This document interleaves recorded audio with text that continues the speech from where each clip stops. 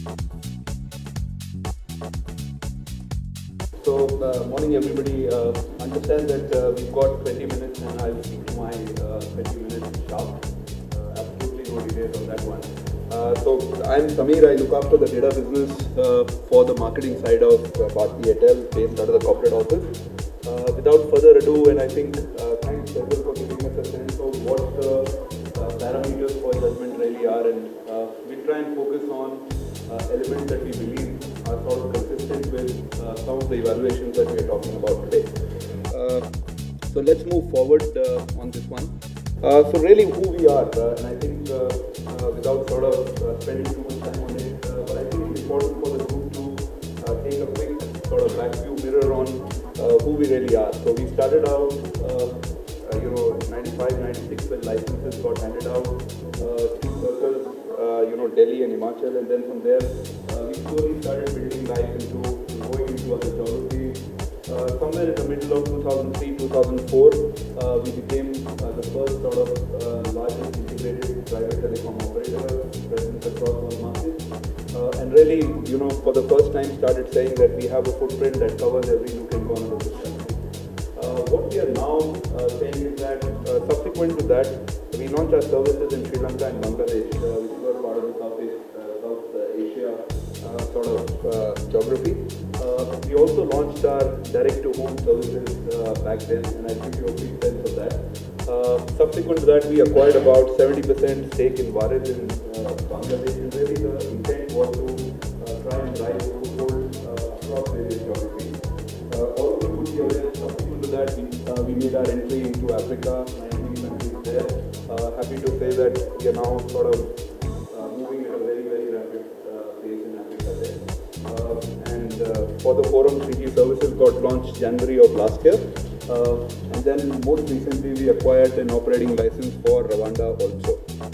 Right. Now a broad view. So internally, we are structured across three business streams: the mobile services. We are the customer and the revenue market leaders in this space in the country. And as of last count, we've got over 190 million customers, both India and South Asia put together. On the telemedia side, which is the fixed line of our business, we've got the largest private broadband and fixed line service provider. We operate in about 100 cities, got about 3.5 million customers. And we are very proud of the fact that we have one of the highest average revenues per customer, almost I think about 151 on the telemedia side. All of you also sort of recently read the newspapers. Possibly we are the first entrants on the 4G LTE space. We already have Calcutta and Bangalore live there. And like I said, the direct-to-home DTH services, 7 million customers, 310 channels, possibly the best content that exists in the country, and rapidly making inroads into several geographies of the DTH space. Right? So let's move forward, and I think it's important to just get a sense, and this is not to sort of say we are the biggest, but I think there are 4 or 5 elements that really make us proud. It's quite amazing actually that across various genres, categories of people, we are the largest music revenue grosser in this country. So it's not the TVs of the world, it's not any other sort of music show content partner, but we become the largest music grosser in the country. $30 billion of revenues. We sell ourselves through over 16 lakh outlets in this country. And obviously we reach out globally with 120,000 plus towers in this country, right? So that's what we are. Now, I'll quickly give you a sense, not take too much time. But I think one of the things that we believe innovation needs is a need for constant change, right? And any large organization like us, change is important, right? In a company that's less than 17 years old, 95 to 2012, we define ourselves as 4 distinct phases in our journey. The first one was where we were really young. We said the first objective we defined for ourselves is to say that we need mobile communications as a way of life. And I think really the deal was go out, roll more networks, get more customers, and we made mobile telephony available to people.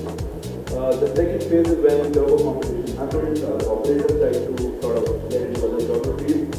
We changed ourselves dramatically. We said we want to be the most admired brand globally in the telecom space. And I think it's important to remind ourselves that we still said we will be a voice company at that point in time. We never said we will deviate from our core proposition. Phase 3 is what we are calling on the hosting around phase, where we said we become the most admired brand and we define what admiration really means.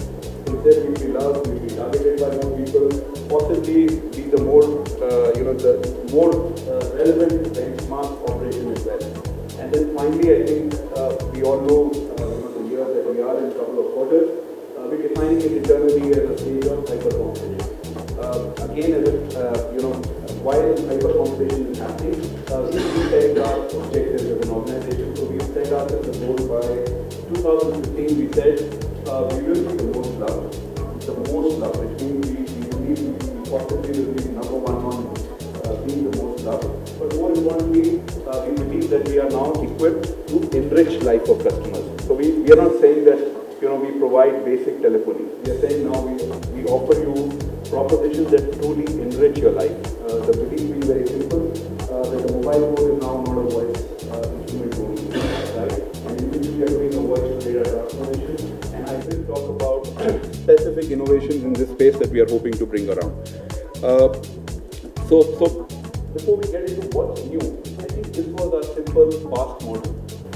May look very simple in hindsight today, but I think we did something very, very fundamental for this country. So we said, let's make mobile telephony affordable.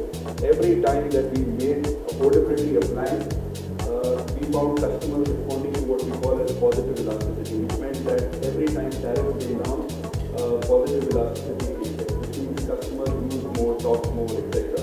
That led to incremental consumption. More importantly, it led to more economies of scale for us.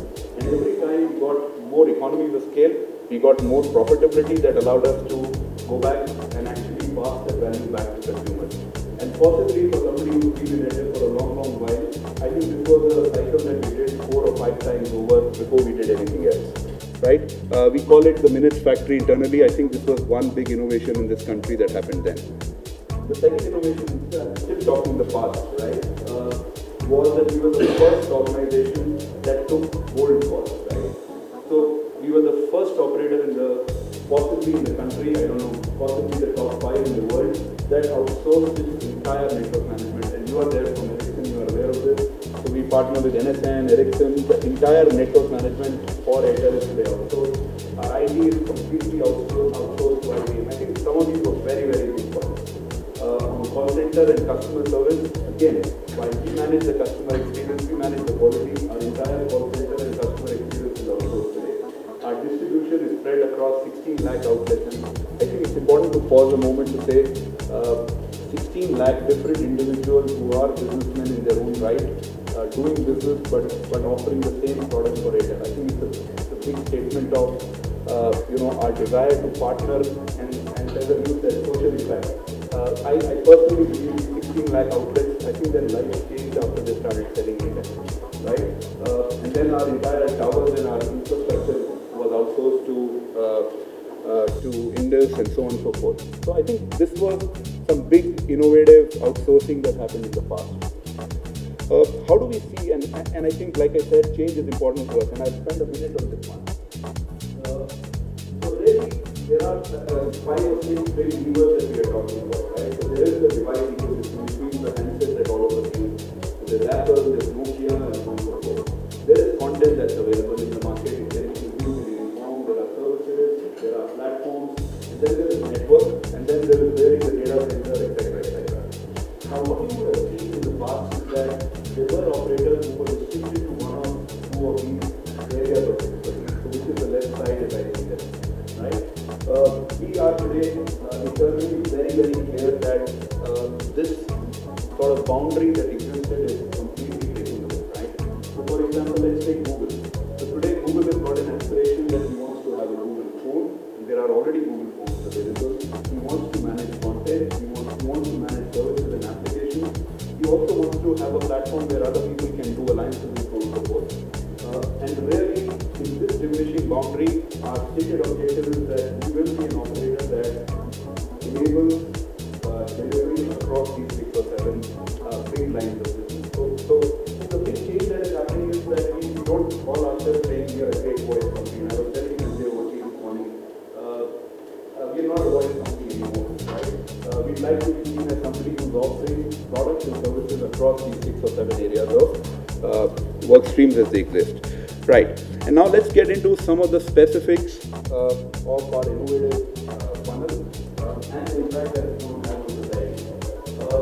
Just look at the chart. It's possibly a very simple chart, but there you're seeing that from simple stuff like calling to SMSing to MMSing, etc., we are the only operator that's taken significant critical mass funds on areas of mobile internet, areas of ML, M-advertising, Airtel Money, which is m-commerce, really in the BWA launch that we had.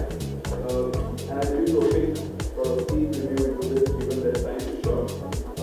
And on the right side, we are also the only operator that today is offering content in the form of full movie, full music, multiplayer gaming on the net, live TV for consumption, IPTV, and multiple screens. So there is a mobile phone screen, there is a DTH TV screen, and our fixed business addresses the computer screen. So there are 3 screens: the mobile phone screen, the computer screen, and the DTH TV screen. We present consistent content across the 3 categories, and then obviously connected devices. So that's really the big transformation that we are talking about.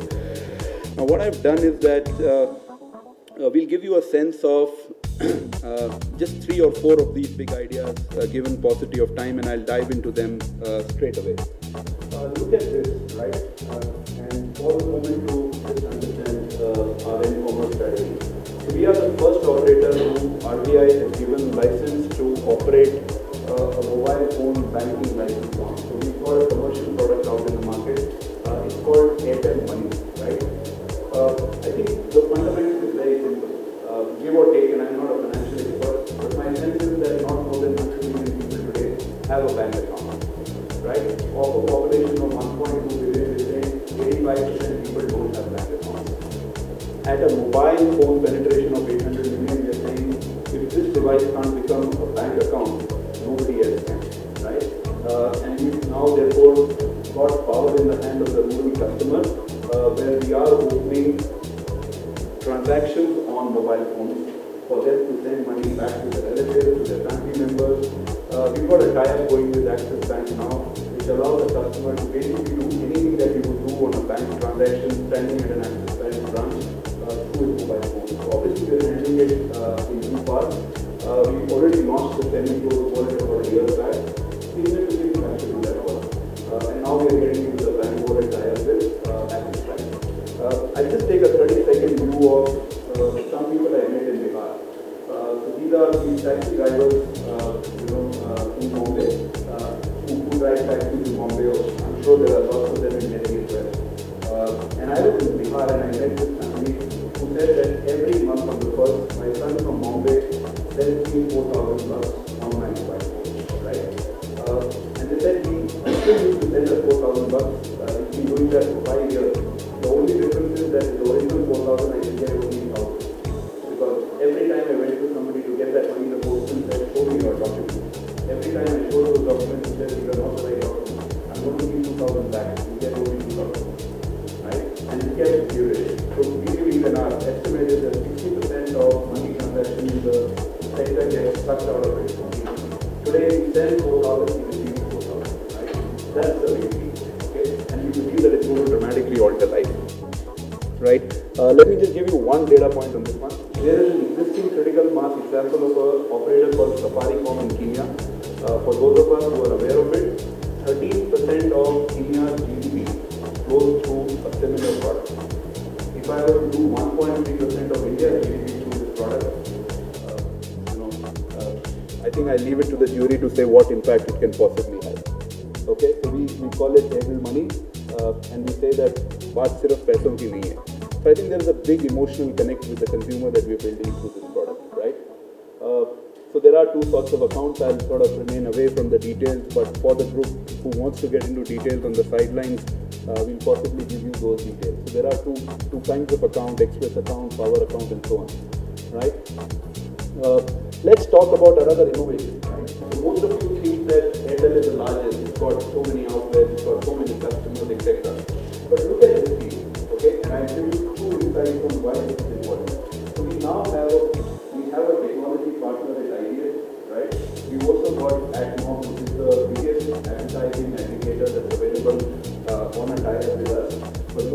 and we've got agency, and we've got advertising. Now look at this. Let's say there is, so I don't know, Ashoka Road, okay? So we are at Ashoka Road and there is a small restaurant outside. He wants to advertise, saying that I've got a 30% off every Friday on my Chinese food, right? You think he's going to eat? Possibly. So tell you to press, he does. So it's called diffuse expensive. So we are the only operator who know what customers are residing in Ashoka Road because we know every customer is mapped to a website. And we offer localized advertising solutions to already thousands of advertisers. And because we are sort of the experts on this one with AdMobi and IBM, we are bringing in advertising platforms that are regionalized, that are localized, more importantly, very, very value for money proposition for local regional advertising. It's already starting to become a significant revenue pie for Airtel, right? Because obviously there is a business model behind it. The good news is that because of our size, we are able to swing creative brand propositions from well-defined agencies like JWT and O&M, etc. For very, very significant quality of output for these small regional advertisers. And they are quite happy about it. Okay. Let me talk about another one example, and I don't know how we're doing on time, but this is personally very, very close to my heart. I look after the 2G and 3G business, right? So one way to say it is, can it be a 5,000 crore business in 2 years, right? Look at the beauty of this. We've got a product called MCare, okay? And through technology, which is 2G and 3G today, we've got these huge rural customers, right? Who possibly suffer from lack of infrastructure availability to them in their local village, right? We've got a tie-up going with Religare, where today on voice, very, very soon on data, right? The customer will be able to interact with the doctor on the phone. So the voice proposition is working.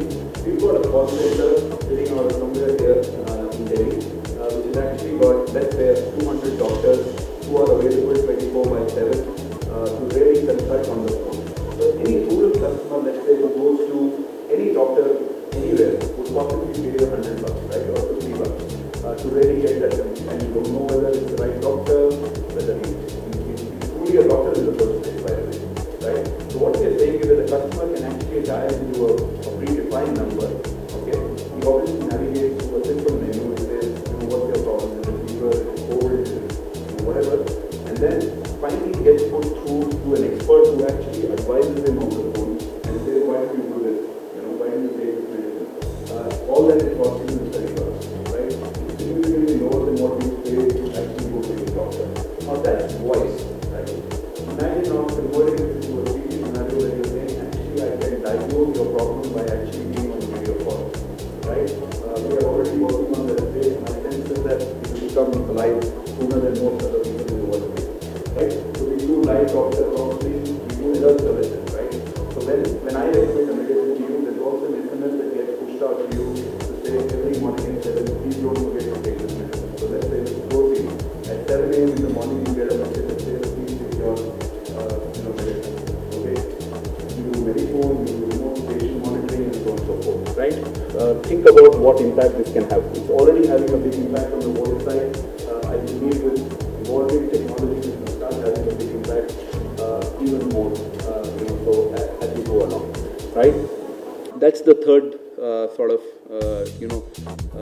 big sort of innovation that we wish to talk about. And I think, and I can see that we are at about 17-18 minutes, and I just want to spend 1 minute on really what makes this come alive. I think it's good to have lots of innovative products on non-code and so on and so forth. But truly, I think the big thing that we've done is that today, in all humility, we don't say of ourselves as the biggest, the larger, and so on and so forth, right? But broadly, there are only 3 words that define what we are going to be. And this applies to internal customers, this applies to employees as well. We're saying that we will be alive to the society around us, to partners who work with us. We will be inclusive, and I think for the group today, that's a big part of what the jury is looking at, right? So inclusiveness of all society or socio-economic category of people, and finally, I think be respectful in everything that we do.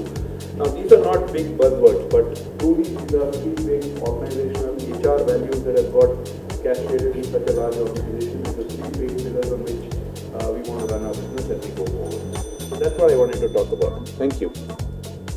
Thanks. Yeah, happy to answer any questions if the group has. Yeah. So I was just wondering about Airtel Money you were talking about. Yeah. What's the traction so far? So we are now alive with about 3,500 markets across the country. The traction is significant. Okay. If I were to say that it started impacting the GDP of the country, answer to that is no. But we are now transacting significantly. There are two things on that. One is the money transfer rate that I spoke about. The big thing on that is that it also allows you to transact over merchants as well.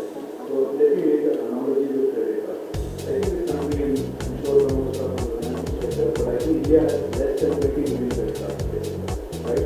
We've got 200 million cards. So let's say I get out of college. I'm not entitled to get a credit card because I don't work. My credit card is 45 million credit cards. at least in line. So you go 45 yes. About 2 years, but I think it's a lot of money happening. Let's go with 45 million. There's a lot of double cards. Yeah, you're trying to do that. So I think 20 million customers. And 200 million customers at 20% makes that number go up twice. Imagine you, imagine e-category accounts. And this is already starting to become an ecosystem where people are flashing at you money to say, can I buy this? You know, people are today saying, and I'll give you some anecdotal examples. Sorry, I can't share specific numbers. Let's talk about LIC, right? All of us actually have LIC premiums, right? Airtel Money is what I have LIC premium where let's say significant growth of rupees are being paid through Airtel Money for premiums monetized. Okay? All electricity bills can be paid, all water body bills can be paid. What I'm very curious, how quickly this is getting up? What are the volumes generated? How are you talking about? Yes, no, sure. But I can tell you that it's very significant. Tell me how you're replicating the success of Pesa starting from there. Yeah, so we're taking that up. And the first results are very encouraging. I can't say, I can't use specific customer numbers, but I can tell you it's already done. And the good news is that we started with Delhi and Chennai as our two pilot markets, but we already made some orders that want to get across. And I think it's also an issue of getting the right merchant ecosystem. So we are building on that as well. So because unless you have places where people get expensive, people are, at least in the urban center, going to say it's not right. So we are working on that as well. And I think the question, sorry, That's of time. yeah. You have a partnership with IFCO. How is it going for Rural? Very good question. I didn't show it here, but IFCO is doing very well for us. Let me give you two successes. Our market shares on rural and moved up significantly after the partnership with IFCO. Today we have, and these are reported numbers, I can quote that, 25% market share of our customer base on rural is 7% higher or 3% higher than our nearest competitor. These are reported in TRA.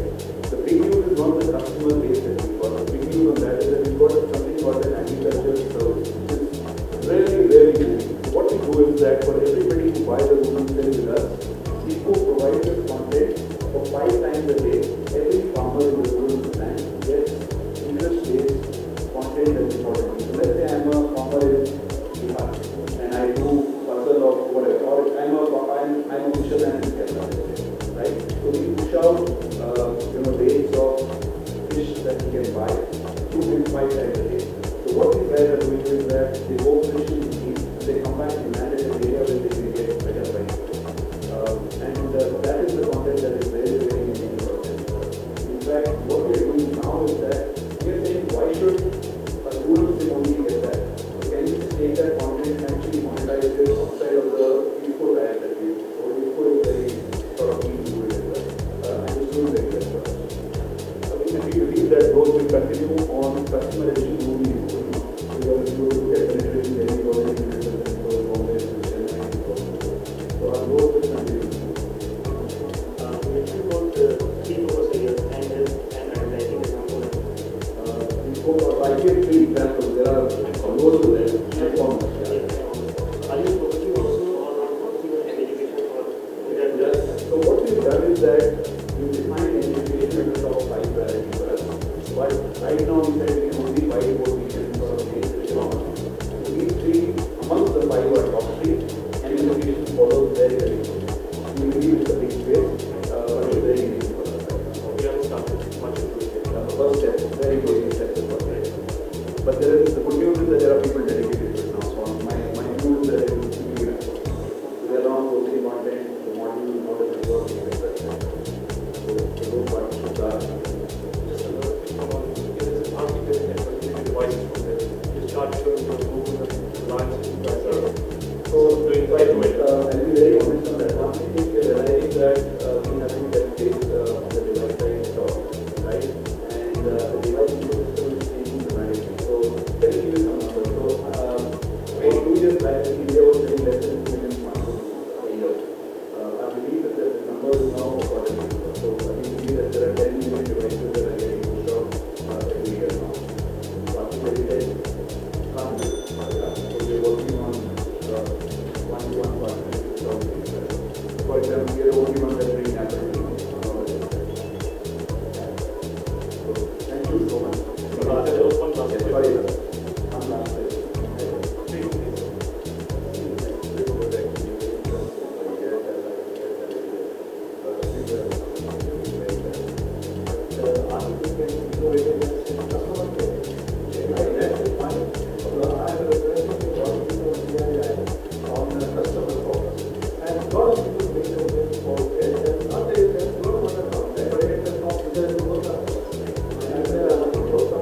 I actually done that because I was keeping an eye on the watch. There was a chart that I had on information on customer service, and I think that's very good to answer that. We've invested in what we call internally as the SEM, which is the customer experience management. For the first time in the world, we are building capabilities that doesn't look at customer from customer service net or only from the usage or value net, right? So what they're saying is we need to have a 360 view of the customer and say, what is his concept interaction, what is his usage with us, what value is he giving to us, what are his network views, and where does he reside. And we call it the customer experience management. Let me give you just one example of that. Of the people who had data capable devices on our network, nearly 50% even did not have settings. And I think for the possibility understand that. Today, if you want to buy a device on Intel, you don't need to do anything. You push out data settings to you by default. Even if you were to buy accidents around them all, your settings will be changed. This is a big step forward from what the country was there in and out. You were supposed to save settings, hoping that you will be able to save it the right folder and so on. Big changes in that. Very early stages where SEM is now adding significant value for this system and capability are under build right now. And I think they will address fast interaction of the customer, they will address issues of making people happy or dissatisfied customers and what we can do with that. It also allows for automatic sort of cleaning up of some of the basic ideas. But it's a journey. My particular reference for the today, a lot of people have got problems. They say the good question is that so difficult. How do you get them? How do you get Thank you so much. Pleasure, and on behalf of Airtel, we are very happy to come to the board.